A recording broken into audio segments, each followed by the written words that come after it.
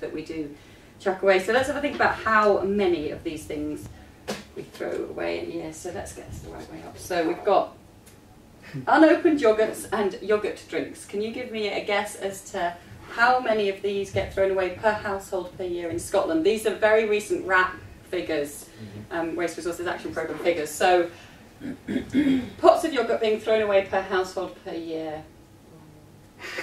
Is it multiple choice? No, it's not. No. It's not. 200. Well, it's actually 24, but that comes to 9. It's very. These have been written upside down on the back. 9,500 tonnes a year as a country we throw away, which comes down to about 24 pots of yogurt. A couple of pots of yogurt a month getting chucked out that get bought and not eaten.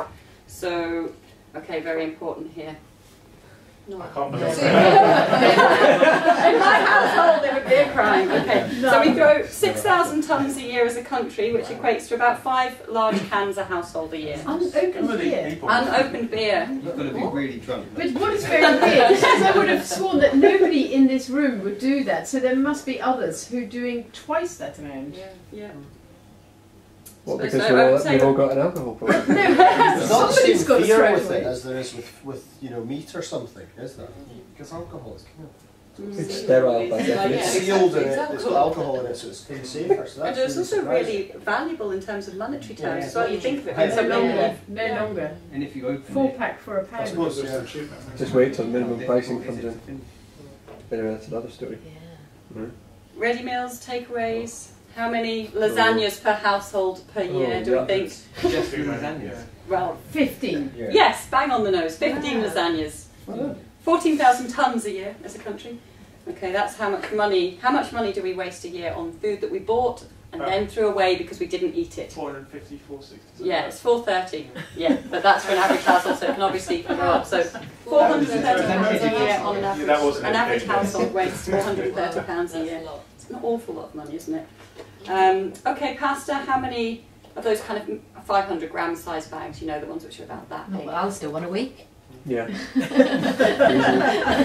It's actually 3 per household per year, which is 3.5 tons of pasta. So it's still a fair bit. Cakes. Who would ever throw away a cake? How many muffins We a throw year cake away. get thrown? You throw cake Right, away. we eat, and the cake, nobody, once it's been on the table, no one's interested anymore. Is this homemade cake? Yeah.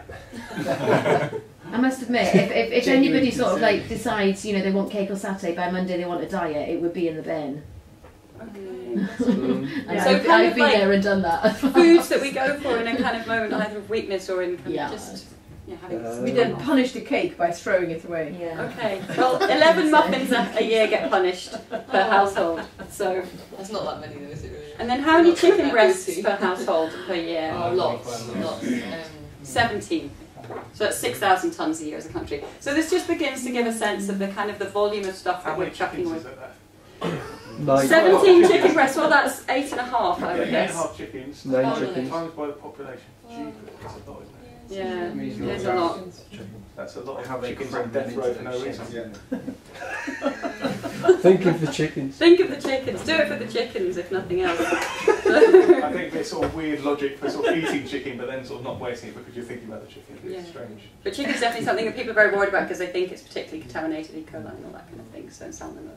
So, obviously we all in this room are pretty aware of the kind of environmental impacts of this waste, but the landfill space gets taken up, the methane that then comes off the food as it rots and decomposes in the landfill site. But then the big thing that people don't think about at all is all of the carbon that's been produced through the transportation, the production and the growing of these crops to become our foodstuff. So for every apple on the shelf in the supermarket, there's a whole process that has gone on before to get it there. For every ready meal, if we think of lasagna, all the wheat that had to get grown first of all to be processed into pasta, to then go to another factory to be layered in with the meat that came from a cow that had to be fed on grains that had to be grown with fertilizers. You know, you start looking at the lines, the chains that come into an item of food and think actually we're throwing away, or for no good reason, all of that carbon pollution has been created for us just to put it in the bin when it goes off because we didn't think about what we were going to cook that week. So it's that heavy duty carbon pollution aspect of throwing food away that's really the big kind of aspect of this project, trying to get people to think about that rather than it just being an item. So the aim of Kitchen Canny is to do something about that. So I'm going to now just tell you a little bit about the project and how it works so that you can actually understand how we're trying to address this issue of food waste. Does everybody want to grab one of these packs? Or if you could pass them around, Ellie, that would be great. Inside this, we'll just talk you through what you've got. You've got four little booklets which are week 1 through to 4. So if you get those and then kind of put them to one side, you've then got a little kind of aid memoir, kind of card, memory jogger that you can stick on the fridge once you've done some of the activities. And then you've got what looks somewhat like a kind of Ecovert scoop for your washing powder. It's actually a portioning ladle so that you can work out how much rice and how large a size of different kind of quantities of different items are right for your family. And then you've also got a free postcard. So those are all the things you should have in your pack. And the way that it works is it takes you through a 4-week kind of activity program, really, which you can just get on with on your own. It doesn't require coming to meetings, checking in with a group leader, anything like that. So the first week asks you simply to carry on as normal, but to put all of the waste food that your family or household generates into this caddy. So that you, by the end of 4 days, it asks you to choose 4 days in that week, which are kind of representative, so not a birthday, not a big party, not a particularly kind of abnormal day, but 4 representative normal days. And then over those days put the waste into the caddy, and then at the end of that week you do a little recording as to how much you've actually generated. So week 1 there's no change, it's just setting the baseline, really, showing how your behaviour is ordinarily.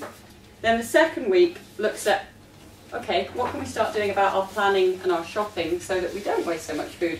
So it asks you to look in your cupboards and see what you've already got, and then using the ingredients that you've already got, plan a menu, plan some recipes, think about what you're going to buy to maybe add to those things, but don't just go out and buy a whole load of stuff without having looked at what you've already got. And there's a really good website where you can put in random items of food and ask it to generate kind of recipes for you, so you can have aubergine, banana, and I don't know, satsuma. I don't know, that's actually quite easy. But you can put a good website for that as well. Yeah. You can put 2 ingredients in the bee food recipe. That's the one, yeah. No, it is really good. So you can kind of ask, if you've got children, you can get them to challenge the website to come up with the recipes for your foods. So that gets you thinking about, what am I going to buy based on what I've already got, and planning your week's food, which is one of the key things in terms of reducing food waste. And then the third week helps you look at, how do you store stuff, how do you deal with the leftovers, how do you choose how much to cook to avoid waste. So again, it takes you through some very kind of simple activities and gives you tips as to how to go about doing that. And then the final week comes back to the measuring again. So you return to using your caddy, and hopefully the 4 days that you scoop your wasted food into this show that you're wasting far, far, far less food than you were in week 1. So that's the aim, that through just becoming aware of your food waste, aware of your planning, aware of your shopping, and aware of your management of leftovers and storage, you actually make a significant reduction in your food waste. The project wants people to reduce 25% of the food they throw away.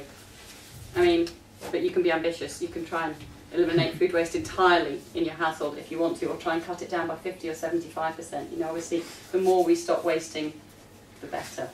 How much of food that people throw away are you consuming? I mean, some things that you throw away that are food.